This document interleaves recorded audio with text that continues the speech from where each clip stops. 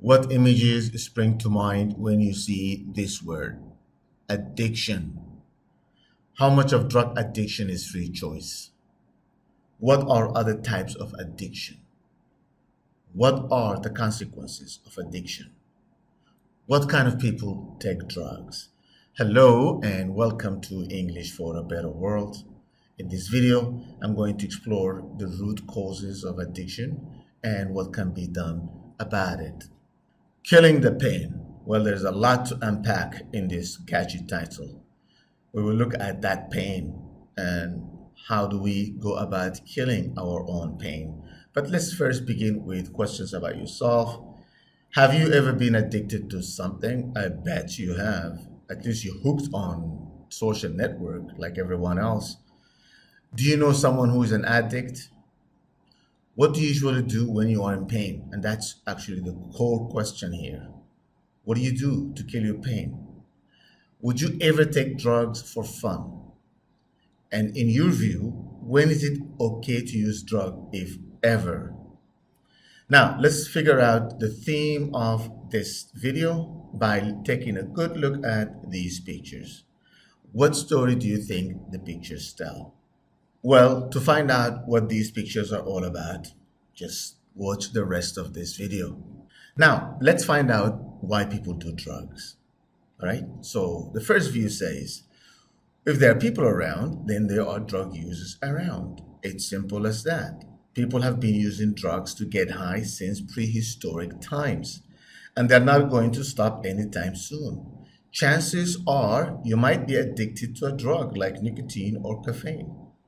Well, what do you think, guys? Do you really think that drug addiction is inevitable, as he suggests? Now let's consider the second view. Many of the drugs people use produce effects that are pleasurable at first, but if they take them long enough, their bodies and minds then become dependent on them and they continue to use them. Even when they no longer are getting the pleasure, they keep trying to attain the pleasure they felt the first few times, but it's no longer available even with higher and higher doses. So no matter how high you get, you still need more to get high. Well, this view overlooks the fact that not everyone is predisposed to drug addiction. Even if it's available, not everybody gets hooked on drugs or hooked on whatever that is available to them. So it doesn't get to the root cause of the problem. Weed. Well, get high on weed. To avoid getting bored, peer pressure, to join in with others and belong to a special group, to feel more self confident, as escape from problems, to relax and feel good, ease of access to drugs. Some medications are physically addictive. Well, there is more to drug addiction than these factors: peer pressure, boredom. Well, yes, some people might get high once or twice, but to become an addict involves something more.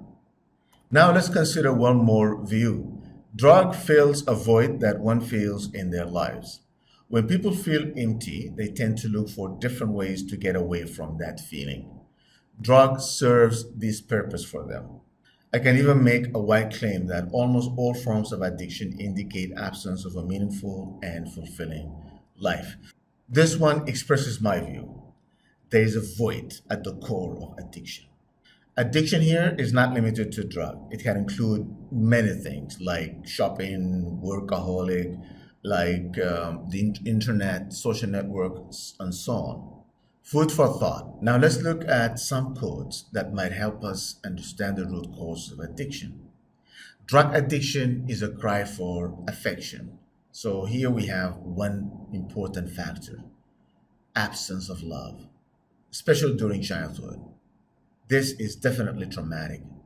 A hurt is at the center of all addictive behavior. Gabor Mate. Look him up, this guy, because he really has interesting insights into addiction. So here again, what you have: a hurt is a trauma, as obviously during childhood, is at the center of all addictive behavior. The third code: addiction in general is an indication of a dysfunctional society.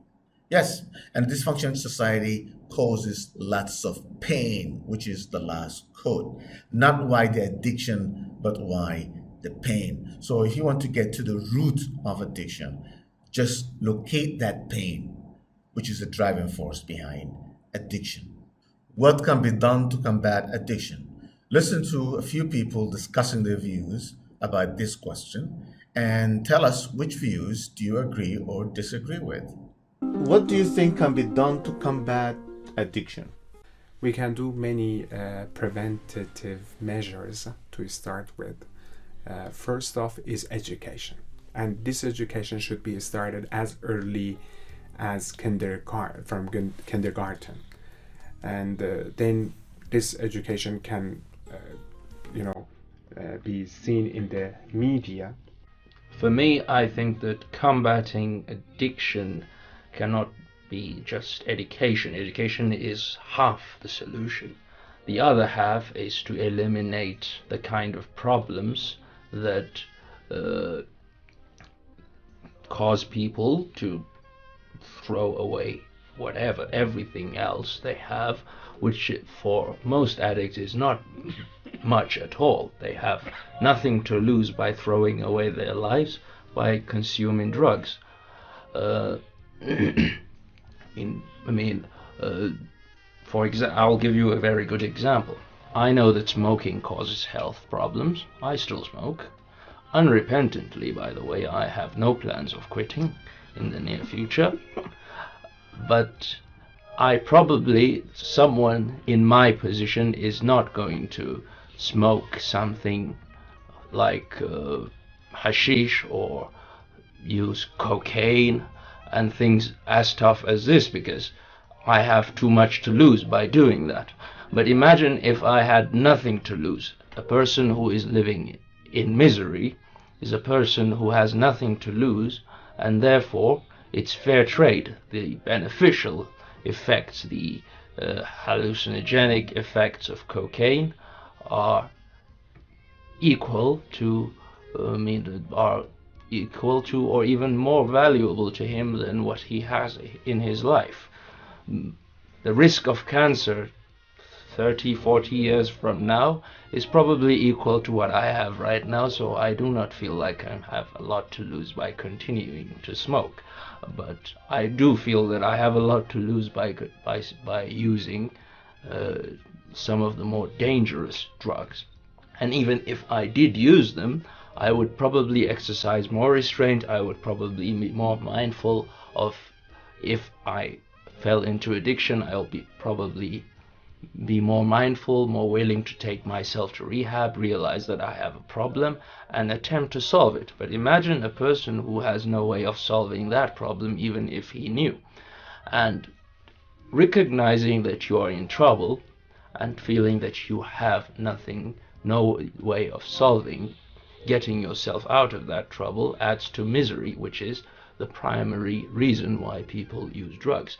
Now, a good example is this: cocaine. Cocaine is used by a wide variety of people, by the way, both the rich and the poor. But it is the poor you see lying on streets and becoming completely useless as a result of cocaine, while a cocaine addict can really become a very important person. A rich cocaine addict. We have rich cocaine addicts who are famous all over the world. We have high-ranking politicians who are cocaine addicts. We have high-ranking businessmen, high-ranking celebrities who are cocaine addicts. They have something to lose, so they do keep their addiction under control. But someone who has nothing to lose, who is already miserable, is only feeding his misery, and the more he does that, the more he needs to continue doing that. And that's why It's a vicious cycle. the ugliest images of addiction tend to come from people who have nothing, so to speak of. Well, we need to ask this question. What does the drug do for the addict?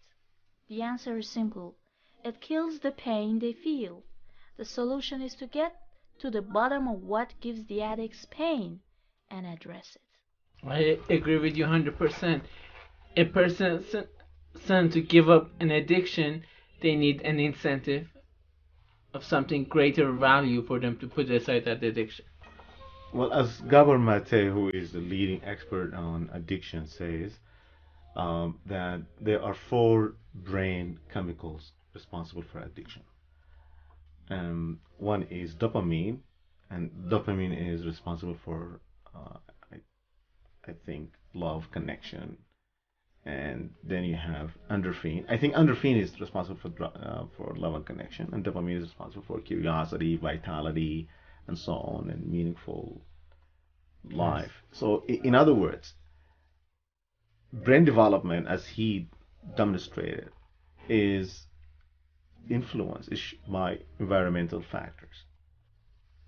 So there's this connection, the mind-body connection, or uh, when people lack meaningful connection, love, affection, they lack meaningful job, they lack meaningful interaction with others, then they are they tend to be more predisposed to addiction than people who actually have this um, connection, love, and so on.